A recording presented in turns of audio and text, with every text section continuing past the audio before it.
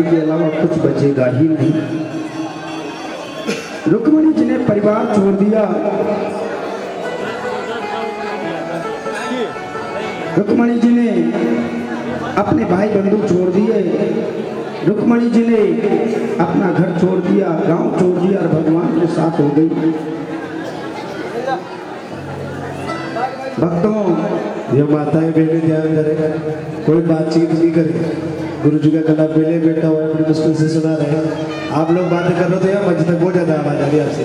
निवेदन है, हाथ जोड़कर आप बता सकते। परिवार छोड़ा तो भक्तों, जैसे अपने पति को पाने के लिए एक नारी अपने पियर को छोड़ देती है, रोते बिलखती माता पिता को, भाई बहनों को छोड़ देती हैं, गांव वालों को छोड़ देती हैं, रिश्तेदारों को छोड़ देती हैं, तो प्यारे एक नारी अपने पति के लिए सारे पियर को छोड़ देती है। तो हमें उस परम पिता परमात्मा को, उस जगतपति को पाने के लिए इस मन से दुनिया को हटाने में कौन सा नुकसान है प्यारे? है?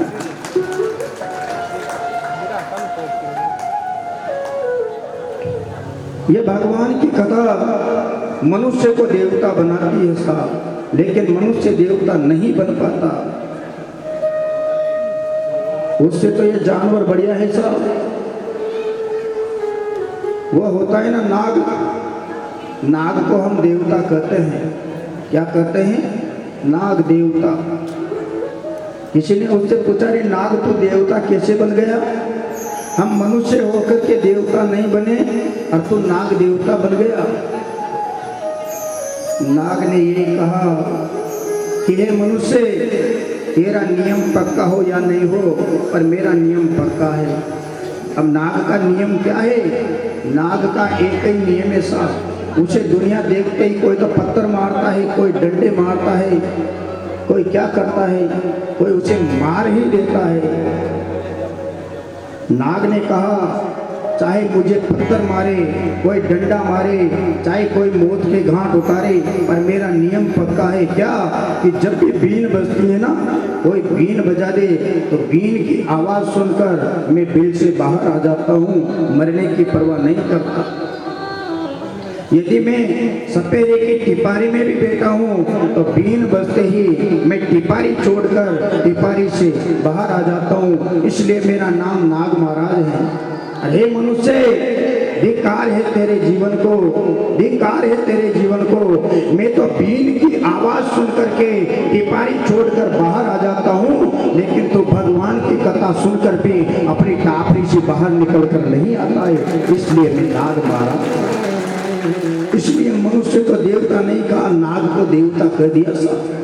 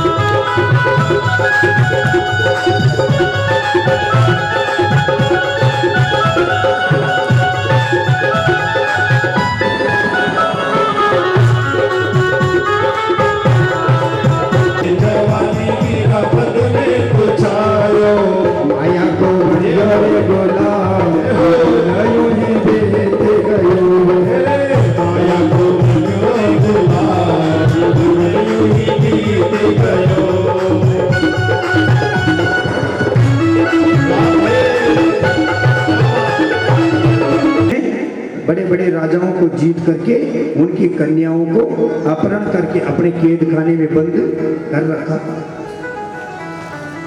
तो महाराज भगवान श्री कृष्ण के पास में पत्र पहुंचा और उस पत्र को भगवान ने देखा, भगवान ने सोचा सम्रासुर के यहाँ से पत्रिका आई है। तो भगवान उस पत्र को पढ़ करके हंस रहे थे। भगवान को हंसी आ गई। भगवान पत्र को लेकर के हंस रहे थे। भगवान जिस समय पत्र को पढ़ रहे थे उसी समय सत्यभामा आ गई, रुक्मणी जी आ गई। और रुक्मणी जी ने भगवान से पूछा कि भगवान ये बताओ अशोक आए आयो जी पढ़ता का चेहरा पर मुस्कान आ रही है, तगड़ी हंसी आ रही है, अशोक आए आयो। भगवान बोले रुक्मणी जी यो समाचार था मत मत पूछो, अगर यो समाचार मत पूछेगा ना तो सुनता ही बेहोश हो जाओ। काहे आयो? रुक्मणी जी काहे भी ना आयो, छाना रोज में फायदो छ। कब बताओ भगवान काहे आयो? रुक्मणी जी बताऊं यहाँ बताओ का सम्रासुर ना या पत्रिका लिखी छ। तो इमा काहे लिख्यो? हिम यू लिख्यो छ कृष्ण या तो मन जीत के यहाँ से 16,000 कन्या ले जा, न तो तारी 8 पटरानिया मन ले जा। तो काहे आग्यो काहे कर रहा छ? रुक्मणी जी अपना का जवाब नंबर आग्यो। भगवान कहते रुक्मणी जी ता का जवाब को नंबर आग्यो। तो भगवान ने उसकी चुनौती स्वीकार कर ली और भगवान ने क्या किया, सत्यभामा को रथ में बिठाया और भगवान चल पड़े प्राग ज्योतिषपुर की। जाकर भगवान ने भौमासुर को ललकारा तो भौमासुर बड़ी भारी गदा लेकर के युद्ध भूमि में आ गया। भगवान ने भी गदा ले ली और दोनों के बीच में गदा युद्ध हुआ, भयंकर गदा युद्ध हुआ। न तो भगवान हारे न नरकासुर आ रहा। भौमासुर और भगवान के बीच में घोर संग्राम हुआ। तो लड़ते उस राक्षस भौमासुर ने क्या किया, भगवान की छाती में गदा से प्रहार। भगवान पलटी खाकर जमीन पर गिर गए। भगवान के मुंह से खून की धार बह निकली। सत्यभामा ने देखा प्रभु आप दिन तक संसार में किसी से भी नहीं हारे और आज इस राक्षस से हार गए। हे भगवान मैंने कभी आपको जीवन में किसी से हारते हुए नहीं देखा और मैं अभी भी आपको इस दशा में नहीं देखना चाहती। हे भगवान मेरी विनती सुनो, आप इस पापी को जल्दी मारो ना। भगवान उठकर खड़े हो गए। भगवान ने कहा सत्यभामा तारा मुंडा मसे यही कटाबो चाहू छो। ये सब भगवान की लीला थी सर। भगवान ने कहा सत्यभामा तेरे मुंह में से ये निकलवाना चाहता था। क्यों? क्योंकि ये भौमासुर नाम का राक्षस था ना, ये भूमि का पुत्र था। किसका? भूमि का।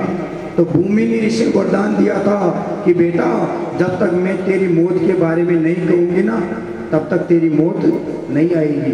और ये सत्यभामा भूमि का अवतार थी। सत्यभामा भूमि का अवतार थी। तो आज स्वयं भूमि सत्यभामा बन के आई है। तो भूमि ने कह दिया जाओ भगवान इस पापी को जल्दी मारो ना। तो भगवान ने कह दी तारा मुंडा में से यही कटाबो जाओ। आओ तो देखते देखते भगवान ने ये निकलवाया। भगवान खड़े हुए घोर संग्राम किया। तो देखते देखते भगवान ने अपने सुदर्शन चक्र को याद किया और सुदर्शन चक्र के प्रभाव से देखते देखते भगवान ने उस भौमासुर का काम तमाम कर दिया। आकाश में से फूलों की वर्षा होने लगी, देव का जय जयकार करने लगी। बोले लक्ष्मीनाथ भगवान की, बोले द्वारकाधीश भगवान की। झूला झूलो मेरा देश में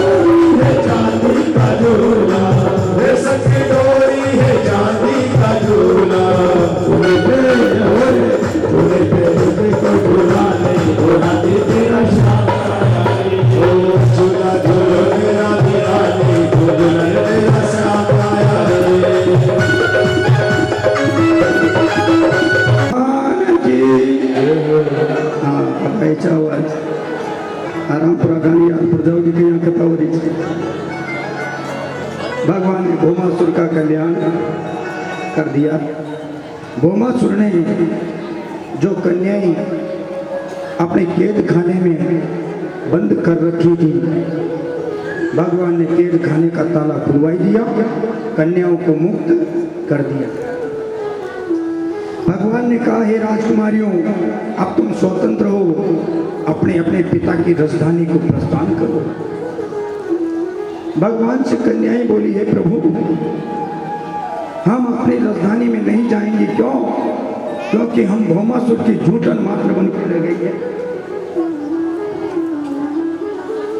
भगवान से वो कन्याएं बोली, हे भगवान, यद्यपि हमारा चरित्र दूषित नहीं है, फिर भी हम भौमासुर की झूठन मात्र बन के रह गए, क्योंकि ये दुनिया लाछन लगाने से बाज नहीं आती साहब, हम कहाँ जाए। तो वह कन्याएं बोली, हे भगवान, हमारे पास दो रास्ते हैं। हे भगवान, या तो हम आत्महत्याएं करके मरेंगे, या फिर गोविंद, हमसे कौन ब्याह करेगा, आप ही हमसे विवाह करो ना। तो भगवान ने उनकी लोकलाज रखने के लिए, अपने भक्तों की भावना पूरी करने के लिए, भगवान ने उन 16,100 राजकुमारियों के साथ सुंदर ब्याह, बोले द्वारिकाधीश भगवान की हो। भगवान ने उन राजकुमारियों के साथ में ब्याह किया।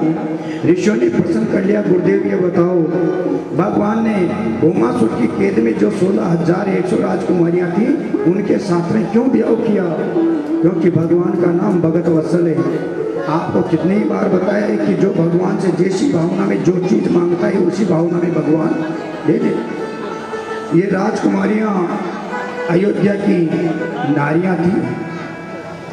जब भगवान जानकी जी से ब्याह करने गए थे ना, तो महल के अटारियों पर चढ़कर भगवान के रूप पर मोहित हो गई थी।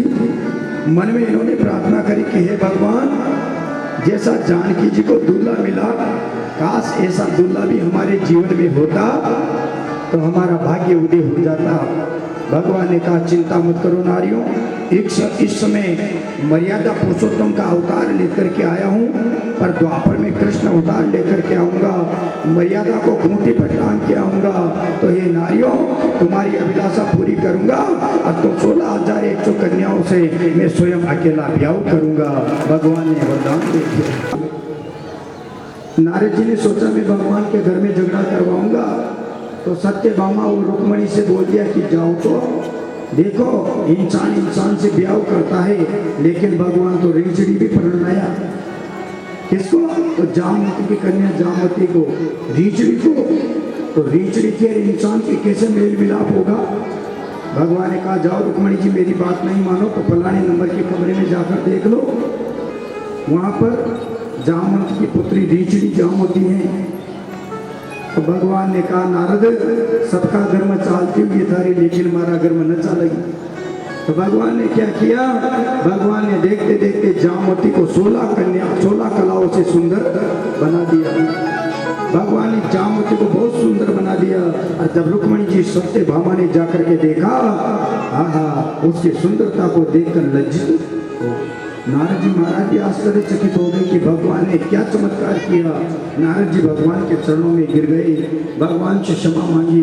भगवान बोले, नारद, सारे जगत में तेरी चल सकती है, पर त्रिलोकपति के सामने तेरी कभी नहीं चले। ऐसे ही एक बार नारद जी भगवान का तुलादान लेने आए थे, पर रुक्मणी जी ने भी राधे जी का नाम लेकर तुला के ऊपर तुलसी का दल रखा। नारद जी का मान ढक गया था साहब कि वास्तव में भगवान के घर अपने नहीं चलने। तो प्यारे, भगवान ने 16,100 राजकुमारियों के साथ ब्याह हुआ। 8 ब्याह पहले कर लिए थे, तो भगवान के कितने ब्याह हो गए? 16,100। द्वारिका का ठाठ। अब कथा का प्रसंग आगे बढ़ता है प्रिय सज्जनों। एक बार बाणासुर ने भगवान भोलेनाथ की घोर तपस्या करी, और बाणासुर ने भगवान भोलेनाथ से 1000 भुजाएं वरदान में मांगी। अब भगवान भोले भंडारी ऐसे देवता है, 1 लोटा जल चढ़ा दो और मुंह मांगा फल मांग लो। 1 लोटा जल से भोलेनाथ प्रसन्न हो जाते हैं साहब। भगवान भोलेनाथ की थोड़ी सी भक्ति कर लो, अपने भगत के ऊपर ऐसी कृपा करते हैं। भगवान भोलेनाथ शीघ्र प्रसन्न होने वाले हैं, इसलिए उनका नाम आशुतोष है। आशुतोष तुम औडर दानी, आरत हरऊं दीन जन जानी। जो प्रभु दीन दयालु कहावा, आरत हरन वेद जसु गावा। वह है भगवान भोलेनाथ। तो भगवान भोलेनाथ की जो भक्ति करता है, भगवान भोलेनाथ शीघ्र प्रसन्न हो जाते हैं। साहब, एक भगत ने भगवान भोलेनाथ की भक्ति करी थी, शिव मंदिर बनवा दिया, मंदिर में भोलेनाथ की स्थापना करा दी। उस मंदिर में सोने का घंटा लगा हुआ था। रात्रि में आया चोर, चोर ने देखा शिव जी की मूर्ति के ऊपर सोने की घंटी लगी है। अब वह ऊंचाई पर थी, चोर को वहाँ पहुँचना नहीं आया। चोर ने क्या किया, भगवान भोलेनाथ की जो मूर्ति थी उसके ऊपर ही पैर रखकर चढ़कर उस घंटे को तोड़ लिया। भगवान भोलेनाथ प्रकट हो गए कि वार हमारा भगत, कोई चढ़ावा आंख दतुरा, कोई चढ़ावे भंग, पर भाया तू तो पूरा ही चढ़ गयो रे, तारी भक्ति न कर दे।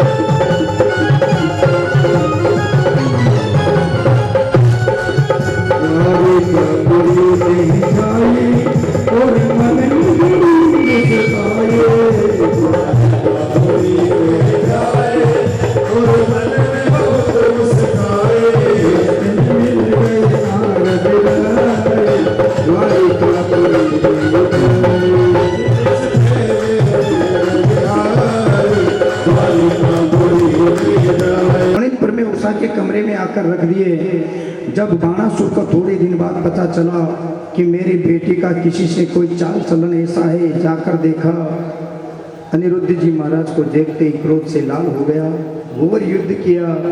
अनिरुद्ध जी महाराज से नहीं जीत पाया, इसने नागपास्त्र का प्रयोग कर दिया, तो नागपास्त्र से अनिरुद्ध जी को बांध लिया। 6 महीने तक द्वारिका में अनिरुद्ध जी नहीं आए, तो नारद जी ने भगवान को समाचार दिया। तो भगवान समाचार पाकर एक अक्षौहिणी सेना लेकर बाणासुर से युद्ध करने आए। घोर संग्राम हुआ। भगवान ने बाणासुर की 1000 भुजाएं काट दी, केवल 2 भुजाएं शेष बची थी। इतने में इसकी धर्म माता थी केशनी, वह भगवान के आगे हाथ जोड़कर खड़ी हो गई। तो भगवान ने मुंह फेर लिया, बाणासुर को क्षमा कर दिया। बाणासुर समझ गया कि ये साक्षात भगवान नारायण है, तो भगवान को प्रणाम किया और अपनी बेटी उषा का ब्याह देखते देखते अनिरुद्ध जी महाराज के साथ में कर दिया। बोले द्वारकाधीश भगवान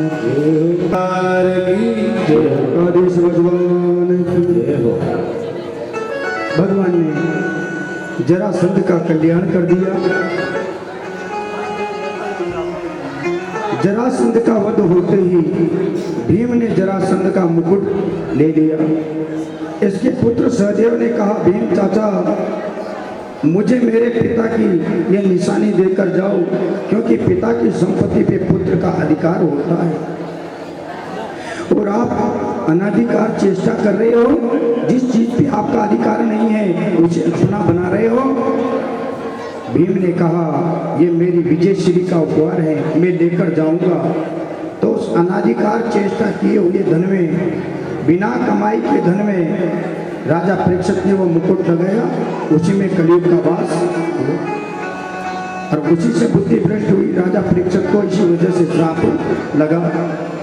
अब महाराज जरासंध का कल्याण हो गया, तो भगवान हस्तिनापुर आए। अब राजसूय यज्ञ की तैयारियां होने लगी।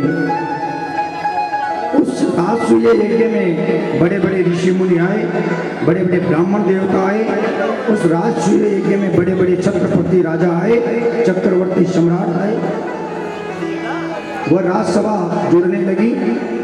अब उस सभा में भगवान श्री कृष्ण, भीष्म पितामह, कुलगुरु कृपाचार्य जी, द्रोणाचार्य जी, विदुर जी महाराज, बड़े बड़े महात्मा लोग, विद्वान लोग बैठे थे। अब वहां पर चर्चा हुई कि राजसूय यज्ञ तो करेंगे, लेकिन राजसूय यज्ञ में अग्र पूजा किसकी होगी? तो भीष्म पितामह द्रोणाचार्य जी जैसे विद्वानों ने कहा कि अग्र पूजा के योग्य केवल एक ही पात्र है, वो कौन? द्वारकाधीश भगवान कृष्ण, इनकी अग्र पूजा होना चाहिए। तो वहां पर इनका झगड़ा एक बेटा हुआ था, कौन? शिशुपाल। ये शिशुपाल कौन था? ये भगवान कृष्ण की सगी बुआ का लड़का था, श्रुति कीर्ति का लड़का था।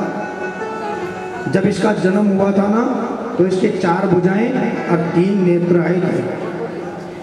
तो माँ ने कहा, बेटा जिस व्यक्ति के सामने आने से तेरा तीसरा नेत्र बंद हो जाएगा और तेरी 2 भुजाएं टूटकर अदृश्य हो जाएगी, उसी के हाथ से तेरी मौत हुई। एक बार भगवान कृष्ण गए बुआ से मिलने। ये शिशुपाल झोली में झूला रखा था। भगवान ने देखा तो देखते इसका तीसरा नेत्र बंद हो गया और 2 भुजाएं टूटकर अदृश्य।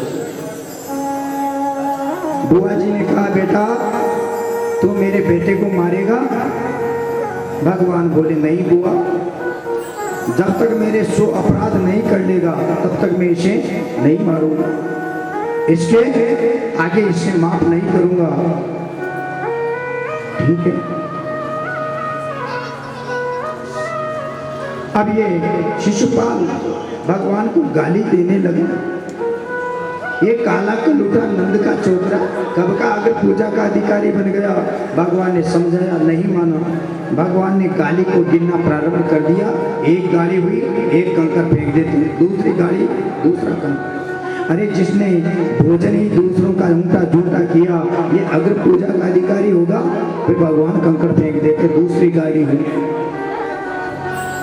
अरे जिसने मक्खन दूध अपने घर पे होते हुए भी दूसरों का दिल दुखा करके चोरी करके खाया हो, ये ग्वाड़ा कब का अग्र पूजा का अधिकारी बन गया? फिर भगवान कंकर फेंक दे।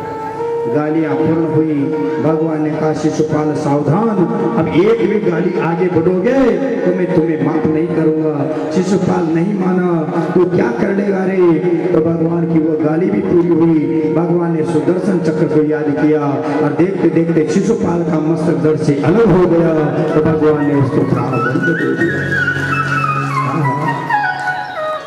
दंत वक्र आया, उसका कल्याण किया। सालों का भगवान ने कल्याण किया। ऋषियों ने प्रसन्न कर दिया। गुरुदेव शिशुपाल दंत वक्र कौन थे? ये सतयुग में भगवान के द्वारपाल थे। जय विजय नाम के द्वारपालों को श्राप लगा था 3 जन्म में कल्याण होने का। ये सतयुग में हिरणाक्ष कश्यप बने, त्रेता में रावण कुंभकर्ण बने और द्वापर में शिशुपाल दंत वक्र बने। राक्षसों का कल्याण भगवान ने किया। अब राजसूय यज्ञ में योजनाएं बनने लगी आगे। तो महाराज अग्र पूजा किसकी होगी? भगवान की। अब ब्राह्मणों की पूजा कौन करेगा? तो अर्जुन और भीम ने ब्राह्मणों की सेवा की जिम्मेदारी ले ली और रसोईया भीम। इधर राज खजाने पे कौन बैठेगा? राज खजाने के लिए दुर्योधन को नियुक्त कर दिया। अब भगवान ने दुर्योधन को राजकोष पे क्यों बिठाया? क्योंकि इसके हाथ में पद्म रेखा थी साहब। एक हाथ से दान देता था ना तो 10 गुना धन पैदा होता था। तो भगवान को पता था कि इसके हाथ में पद्म रेखा है, पांडवों के पास थोड़ा सा धन है, ये दान देगा 10 गुना ज्यादा बढ़ेगा। अगर इसको पता होता कि मेरे हाथ में पद्म रेखा है तो ये भी राज खजाने पर नहीं बैठता। तो दुर्योधन को भगवान ने राज खजाने पर बैठाई दिया।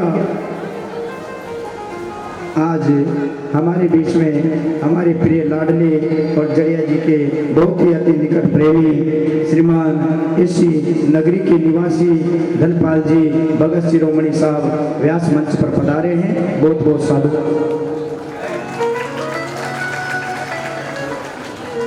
ये वो महात्मा है साहब।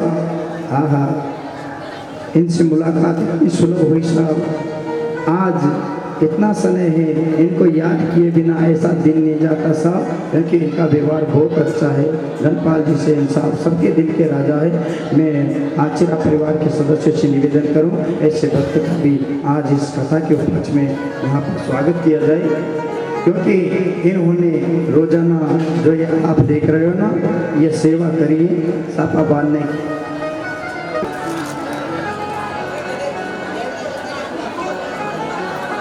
की पत्नी सुशीला जी वह गए वेद की, सलज सुशील सुबोधि अभी वह पति सेवा सुप्री। उनकी पत्नी सुशीला जी महान पतिव्रता नारी थी।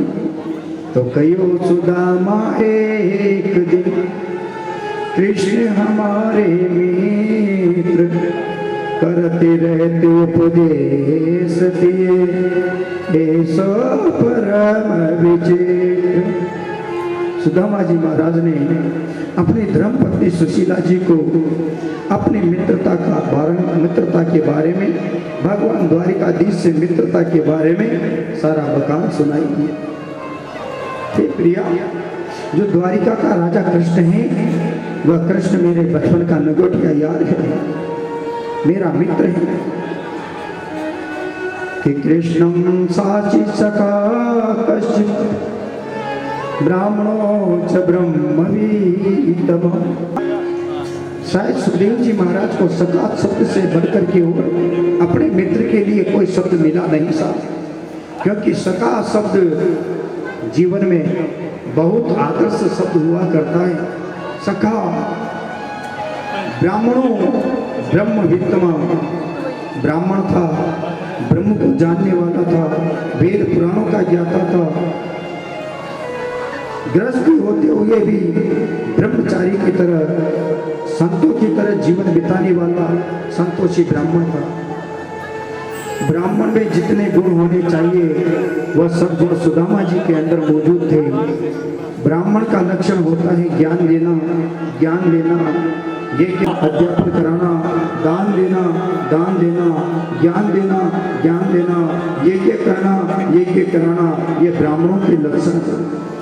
और वह ब्राह्मणों के सब लक्षण सुदामा जी महाराज में मौजूद थे। सुदामा जी महाराज भिक्षावृत्ति करने जाते हैं। सुदामा जी महाराज को गरीबी ने घेर लिया। सुदामा जी महाराज गरीबी के दुख के मारे भिक्षावृत्ति करने जाते हैं। सुदामा जी के महाराज के जीवन में इतनी दरिद्रता रही कि सुदामा जी महाराज ने कभी पेट भोजन नहीं किया। सुदामा जी महाराज कई बार तो एक समय भोजन करते थे और कई दिनों तक तो एक समय का भोजन भी उनको नहीं मिलता था। सुदामा जी महाराज कई बार जल पी करके भगवान का नाम लेकर सो जाते। एक दिन उनका मित्र श्रीधर मिल गया।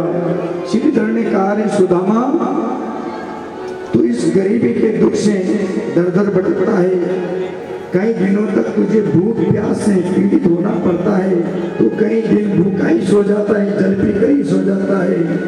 सुदामा जी महाराज ने कहा, क्या करूं मित्र, ये तो मेरा प्रारब्ध है, भिक्षा में कुछ मिल जाए तो ठीक, ना मिले जब भी मेरा जीवन चल रहा है गोविंद के नाम से।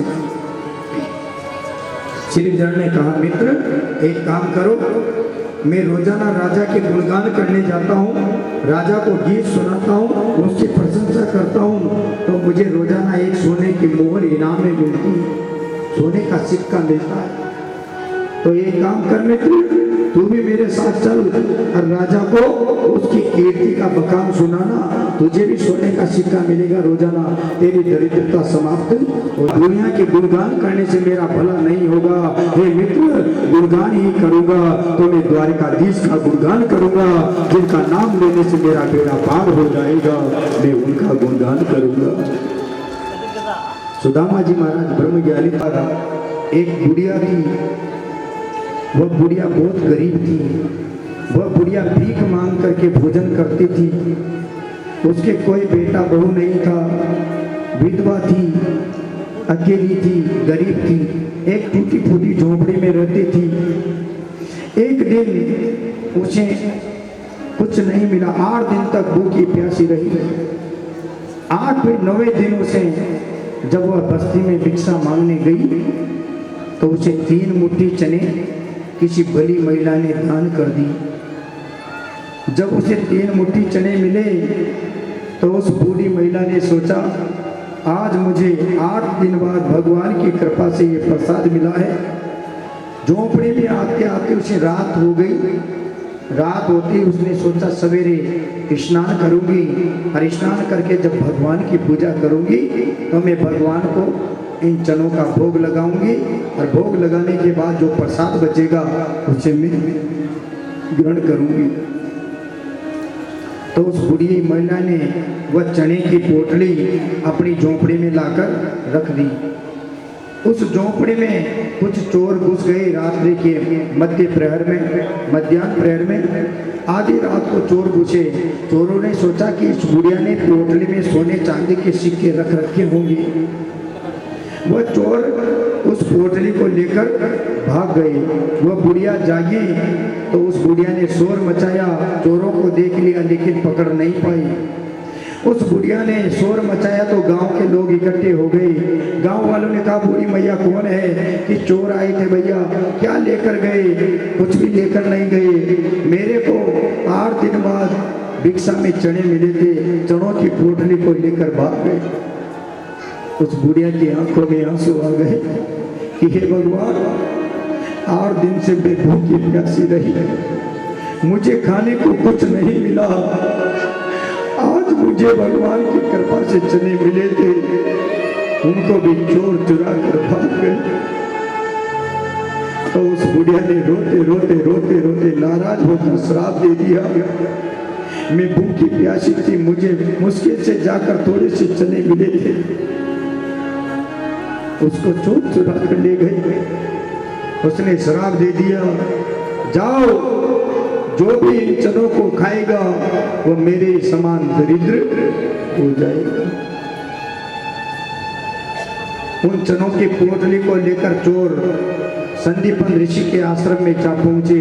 उस समय भगवान श्री कृष्ण और सुदामा विद्या अध्ययन कर रहे थे। गुरु माता ने देखा किसी व्यक्ति की आवाज आई है। गुरु माता उठी तो वह चोर उस चने की पोटली को वहां फेंक कर भाग गया। गुरु माता ने जब सवेरा आश्रम का झाड़ा लगाया तो वह चने की पोटली मिल गई। उस दिन क्या हुआ, भोजन बनाने के लिए घर में छाना लकड़ी नहीं थी, घर का ईंधन समाप्त हो गया। तो गुरु माता ने भगवान श्री कृष्ण और सुदामा को बुलाया। गुरु माता बोली मोहन से कि लाला तुम तनिक निकट आओ, घर में तो ईंधन का नाम नहीं, लाला तुम लकड़ी ले आओ। जाओ कृष्ण और सुदामा, तुम दोनों जाओ और जाकर के जंगल से लकड़ी बीन करके लाओ। जो आज्ञा माता, लेकिन रुको, यदि तुम्हें भूख लगे ना तो ये चने लेकर के जाओ, भूख लगे तो दोनों बराबर बांट कर खा लेना। तुम्हारा सुदामा जी ब्रह्म ज्ञानी थे साहब। सुदामा जी महाराज ने उन पोटली को हाथ लगाया ना, चने की पोटली को, वह समझ गए कि इन चनों में श्राप लगा हुआ है, इन चनों में उस बुढ़िया का श्राप लगा हुआ। और हाँ, उस बुढ़िया ने श्राप दिया है कि जो भी इन चनों को खाएगा वह मेरी समान दरिद्र हो जाएगा। तो सुदामा जी महाराज ब्रह्म ज्ञानी थे। उन्होंने सोचा मैं मेरे मित्र के साथ में ऐसा अन्याय नहीं होने दूंगा। यदि मेरा मित्र चनों को खाएगा ना तो ये द्वारकाधीश का राजा, ये बैकुंठपति नारायण, ये लक्ष्मीपति नारायण कंगाल हो जाएगा। मित्र के साथ में ऐसा अन्याय नहीं होने दूंगा। मेरे मित्र को कंगाल होते नहीं देखना चाहता हूँ, क्योंकि मित्र उसे कहते हैं जो देख लेत मन संक न करी, बल अनुमान सदा हित करी। जो अपनी ताकत के अनुसार अपने मित्र का तन मन धन से फायदा पहुंचाता है, लाभ पहुंचाता है, मित्र की कदम से कदम मिलाकर के सहायता करता है, उसे ही सच्चा मित्र। मैं ऐसा नहीं होने दूंगा। भले से मैं चने खा करके खुद गरीब हो जाऊंगा। तो भगवान श्री कृष्ण को निर्धनता के संकट से बचाने के लिए सुदामा जी महाराज ने चने खाकर गरीबी का चादर अपनी जिंदगी में ओढ़ लिया। आए थे, खा चुके, थोड़े से मुंह में थाली बचे जो भगवान श्री कृष्ण आ गए। भगवान बोले सुदामा क्या खा रहे हो? सुदामा बोला हे कृष्ण मैं कुछ भी नहीं खा रहा। अरे ये बरसात हो रही है ना, जो बीज गए इस वजह से ठंड में दांत धीरे धीरे बोल रहे हैं। भगवान बोले रे सुदामा मेरे से ही झूठ बोल गया और उस परमात्मा से क्या छिपाओगे साहब? जो बिनु पद चलई सुनई बिनु गाना, करे बिनु कर्म करई बिना। जो भगवान घट घट में व्यापी है उससे क्या छिपाओगे रे? सुदामा जी ने भगवान से छिपा लिया और सुदामा जी महाराज चने खा गए। तो भगवान बोले सुदामा क्या खा रहे हो? कुछ नहीं, ठंड की वजह से दांत धीरे धीरे बोल रहे हैं। तो भगवान ने सुदामा को श्राप दे दिया, जा सुदामा तो दरिद्र हो जा। तो दूसरे का भाग जो खाता है वह दरिद्र होता है।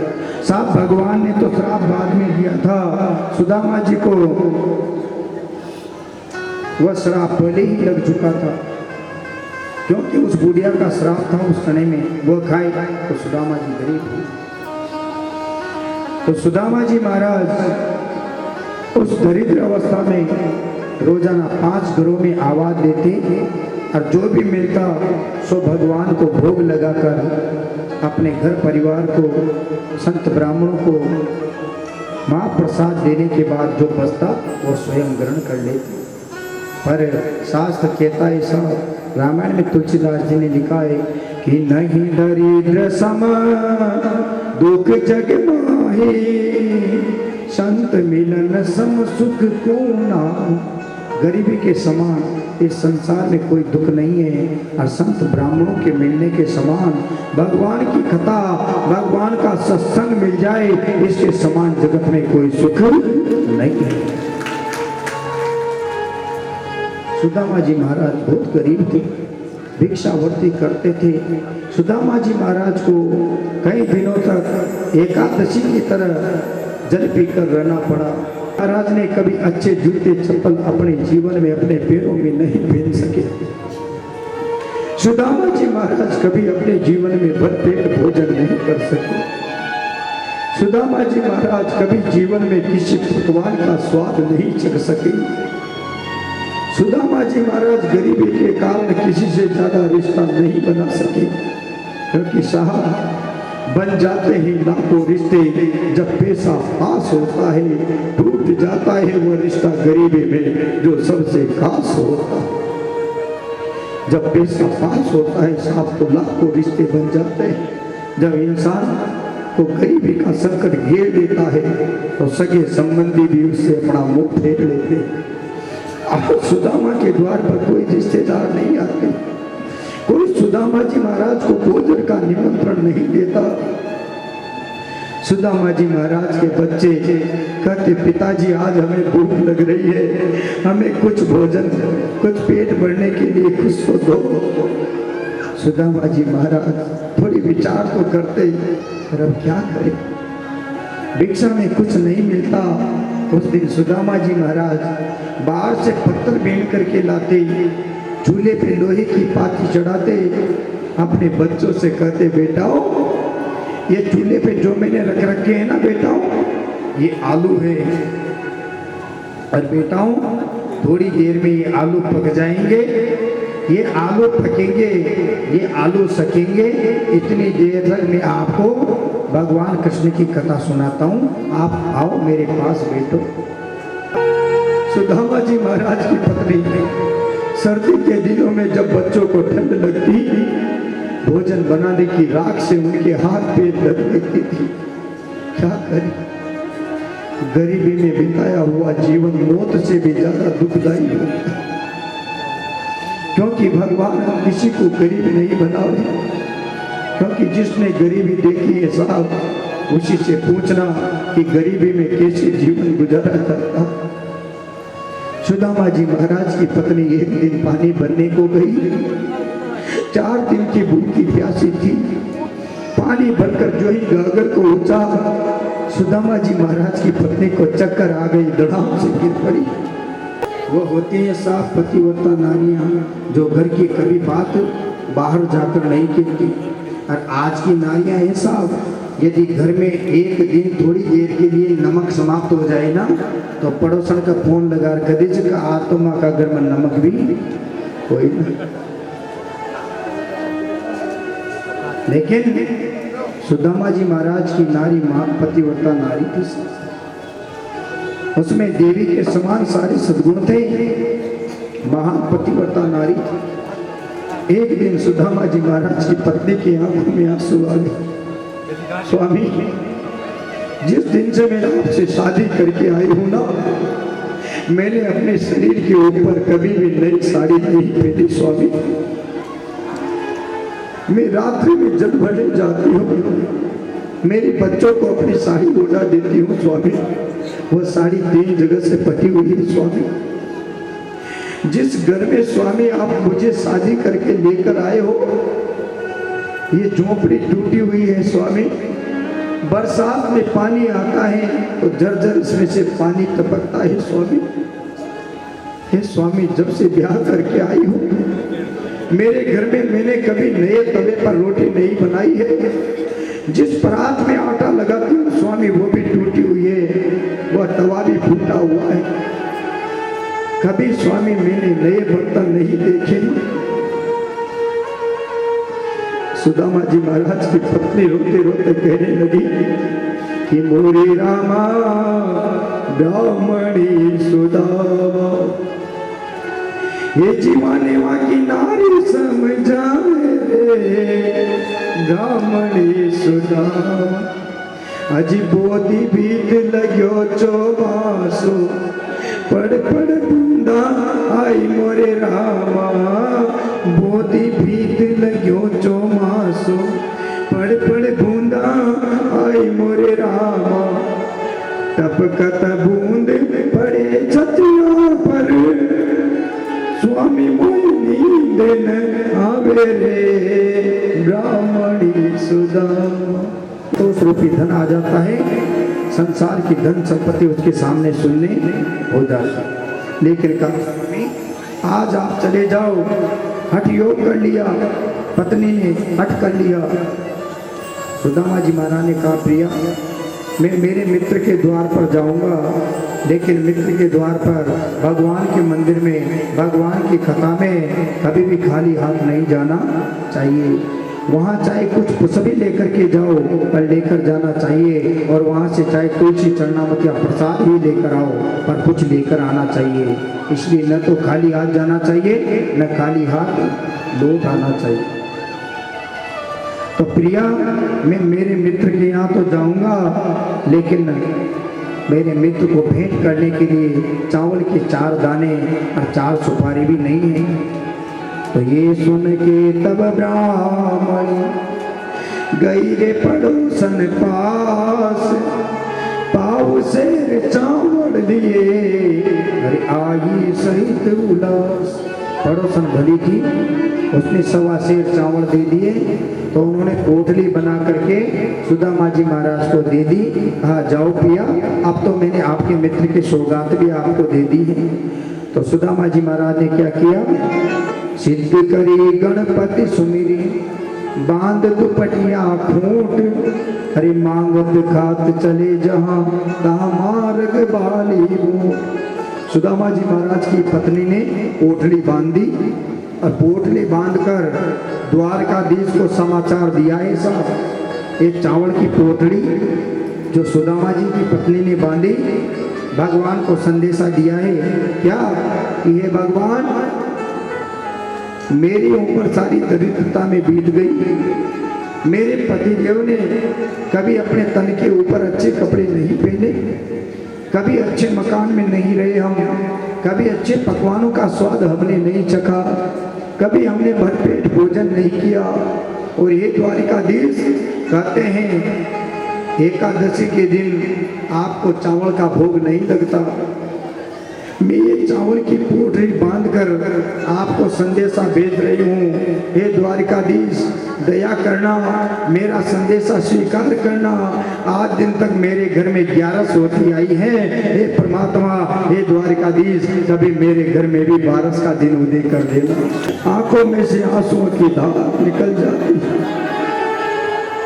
सुदामा जी महाराज चले, रास्ते में कहीं पत्थर की ठोकर लगते ही सुदामा जी महाराज गिर जाते हैं। सुदामा जी महाराज के घुटनों में चोट आती है, खून निकलता है, मुख पे भगवान का नाम आता है, हरे कृष्ण। धन्य ही सुदामा जी को, इतने दुखी जीवन में भी उन्होंने भगवान का नाम नहीं छोड़ा। सुदामा जी महाराज आगे चलते हैं। चलते चलते सुदामा जी महाराज के पैरों में बड़ी बड़ी बीमारियां पड़ गई है। बीमारियों में से खून निकलता है। सुदामा जी महाराज को दर्द होता है। धूल के कण और कंकड़ उस बीमारी के अंदर जाते हैं।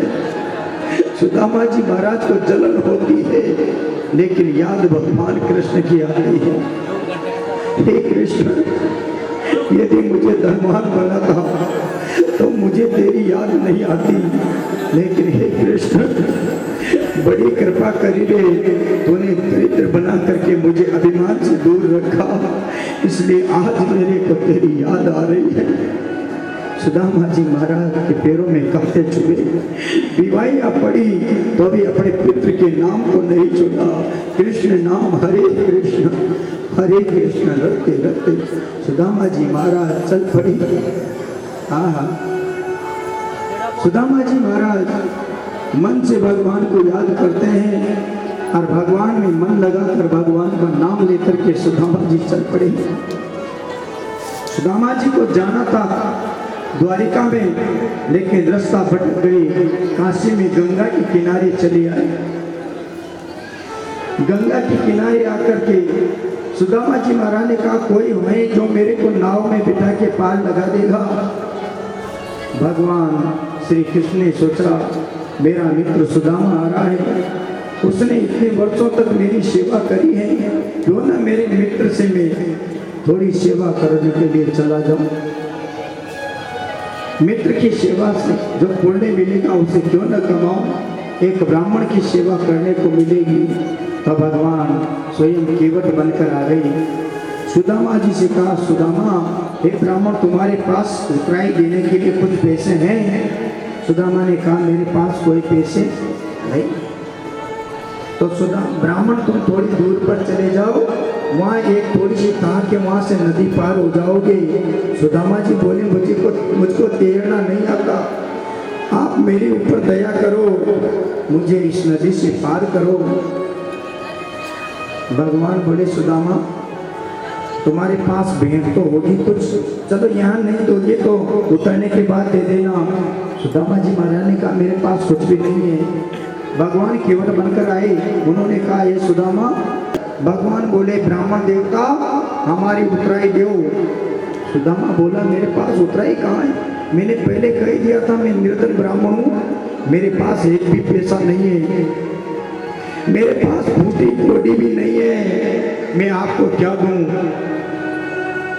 भगवान केवट बनकर आए थे, उन्होंने कहा, ब्राह्मण तुझे देना तो पड़ेगा। सुदामा जी महाराज नाराज हो गए। सुदामा जी महाराज ने गुस्सा करते हुए कहा, हे केवट, मुझसे क्या लोगे? मैं निर्धन ब्राह्मण हूँ, मेरे पास तो गरीबी है, क्या आप मेरी गरीबी लोगे? केवट ने कहा, हाँ, मैं तुम्हारी गरीबी को लेने के लिए तैयार हूँ। मेरे पास दुख है, ये आंसू हैं, क्या इन आंसू को, मेरे दुख को दोगे? भगवान ने कहा, इनको भी ले लूंगा। अरे द्वारिका में जाने का तो बहाना था, सुदामा जी महाराज के दुख का, दरिद्रता का तो विनाश गंगा पार कराने के बाद ही कर दिया। सुदामा जी महाराज की दरिद्रता और दुखों का विनाश भगवान ने नहीं कर दिया। रास्ते में सुदामा जी महाराज चले, एक पेड़ के नीचे जाकर सो गए। भगवान ने योग माया को भेजा, योग माया ने पुष्प की तरह उठाया और सुदामा जी महाराज को द्वारिका में पहुंचा दिया। सुदामा जी को यह पता नहीं लगा कि मैं कब द्वारिका में आया। तो शीश जगा न पगा तन पे, प्रभु जाने को आई बसो के ही ग्रामा, दोती पटी अर पाय लठी, तनुपान उपानों की नहीं शाम। भगवान की द्वारिका में सुदामा जी महाराज चले गए और सुदामा जी महाराज नगर वासियों से पूछते ये क्या है, कौन सा गांव है। नगर वालों ने कहा ये द्वारिका है, यहाँ के राजा भगवान श्री कृष्ण हैं। सुदामा जी महाराज ने कहा चलो मुझे महल का दरवाजा बताओ। महल के दरवाजे पर सुदामा जी महाराज आए और दरवाजे पर आकर द्वारपालों से सुदामा जी महाराज ने अनुनय विनय किया कि देखो देखो ये गरीबी और ये गरीबी का हाल कृष्ण के दर पे विश्वास लेके आया हूँ। ओ मेरे बचपन का यार ये मेरा जान, यही सोच कर मैं आस लेके आया हूँ।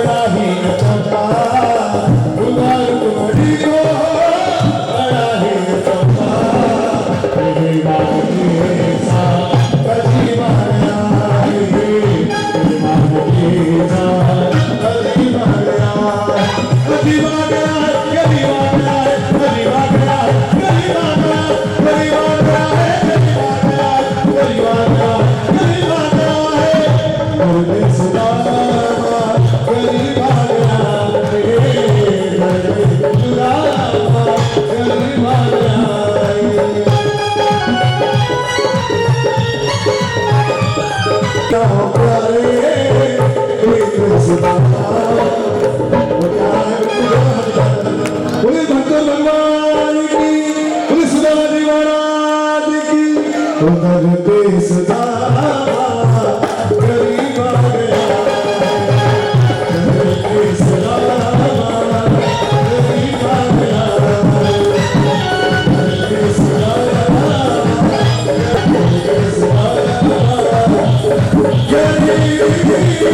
आने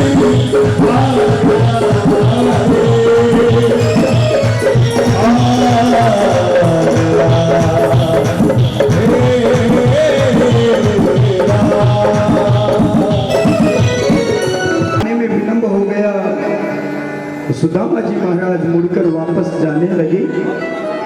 इधर द्वारपाल ने जाकर के भगवान को समाचार दिया कि प्रभु, द्वारिका के मुख्य द्वार पर कोई ब्राह्मण आया है और कह रहा है कि मैं उनका मित्र हूं। भगवान श्री कृष्ण बोले, क्या उसने अपना परिचय दिया? हाँ, वो अपना नाम सुदामा बताता है और आपका बचपन का सका नाम बताता। अरे जो ही सुदामा का नाम सुना रे, मेरा द्वारिकाधीश अपने तन की सुधि भूल गया और अपने सिंहासन से उतरकर भगवान नंगे पैर दौड़ा चला आया। भगवान अपने मित्र से मिलने की आस लगाए, अपने तन की सुधि भूल गई। कहाँ तो भगवान का मुकुट गिरा, कहाँ कुंडल गिरे, कहाँ मणियों की माला गिरी, कहाँ भगवान का पीतांबर खुला, कहाँ भगवान का पटका रहा, कहाँ भगवान की खड़ाल रही। भगवान को कोई पता नहीं रहा। दौड़ते दौड़ते दौड़ते भगवान ठोकर खाकर नीचे गिर गए। भगवान के चोट लग गई, लेकिन अपने मित्र से मिलन की आस लगाए भगवान खड़े होकर, अरे धूल भी नहीं झटकारी, भगवान दौड़ पड़े। सारे द्वारिकावासी आश्चर्यचकित हो गए कि द्वारिकाधीश को क्या हो गया, जो आज तो अपने तन की सुधि भूल गए। कभी तो द्वारपालों से टकराते, कभी दास दासियों से टकराते, सुध नहीं कहाँ जा रहे, दौड़े जा रहे, दौड़े जा रहे, दौड़े जा रहे। भगवान दौड़ते दौड़ते द्वार तक चले आए। देखा सुदामा नहीं दिखा, और सुदामा जी महाराज तो मुड़कर जा ही रहे थे। उन्होंने सोचा द्वारिका का राजा है, क्या मिलेगा। पत्नी ने यहाँ तक भेजा, उसका संदेशा मैं यहाँ तक ले आया। अब मैं जा रहा हूँ, मेरा प्रण पूरा हो गया, मन के अंदर भी जाकर क्या करूँगा। भगवान कृष्ण ने पतराई आंखों से देखा है, मेरा मित्र सुदामा कहाँ है। सुदामा जी महाराज दिखाई दिए। सुदामा जी महाराज मुड़कर जा रहे थे। भगवान ने आवाज लगाई, सुदामा। जो ही सुदामा नाम सुदामा जी ने अपने कानों से सुना, पीछे मुड़कर के देखा तो भगवान द्वारिकाधीश दिखाई दिए। भगवान की तरफ सुदामा ने देखा कि मेरा मित्र कृष्ण मुझसे मिलने आ गया। भगवान दौड़े और दौड़कर भगवान ने सुदामा जी को अपने बाहों में लेकर हृदय से लगा लिया। दोनों मित्र ऐसे मिले जैसे आज जीव का मिलन हो गया। भगवान श्री कृष्ण ने अपने मित्र को छाती से लगा लिया और सुदामा जी की दशा देख